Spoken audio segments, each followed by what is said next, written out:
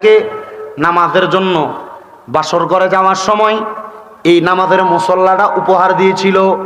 এ সন্তান, তোর বাবার শেষ কোনো সম্পদ আমার মায়ের কাছে ছিল না, একটা সম্পদ ছিল, এটা হলো নামাজের।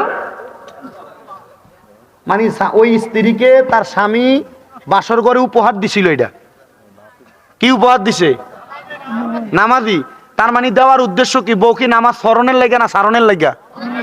কথা কন, কথা কন। আল্লাহর ওলি বলেন, ওই মহিলার খবর আমি জানি না। ওই মহিলা নিজে নামাজের মুসল্লাটা তালাশ করতেছে। মহিলা ডাক দিয়ে বলে, জগৎবাসী, আমার সন্তান যখন আমার ঘরের মধ্যে আসলো, জিজ্ঞাসা করলাম, ও আমার সন্তান নামাজের মুসল্লাটা কই?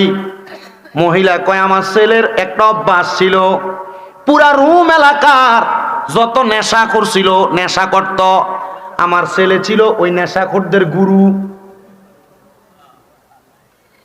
নেশাখোরের এজন্য দেখবেন নেশাখোররা লাগে যখন কেউ ঝগড়া লাগে